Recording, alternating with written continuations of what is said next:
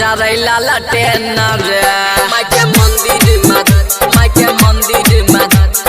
मंदिर में जरैला लटेन रे हंसा वाली एलै अगना हमरा फेन रे माके मंदिर में जरैला लटेन रे माके मंदिर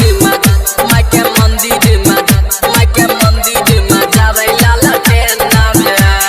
डीजे उमेश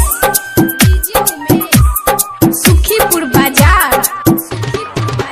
माके मंदिर में जरैला लटेन रे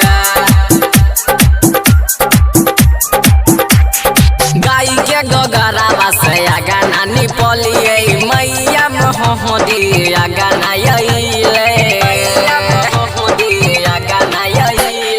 गाय के गगरावा से गाना निपलिए मैया मोहदी गाना हंसा वाली एलै अगना हमरा फेन रे बिना वाली एलै अगना हमरा फेन रे माके मंदिर में जरैला लटेन रे माके मंदिर में जरैला लटेन रे डीजे उमेश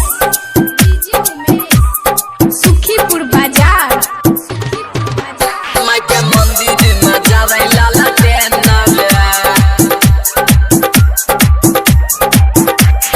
राइटर सनतोष गाना लिखल गए दिनकर दिनेश आहि के गवल गए राइटर सनतोष गाना लिखल गए दिलीप दिनकर दिनेश का दिल गए देखी एलै मैया मोरी फेन रे देखी गेलै मैया मोरी फेन रे माके मंदिर में जरैला लटेन रे माके मंदिर में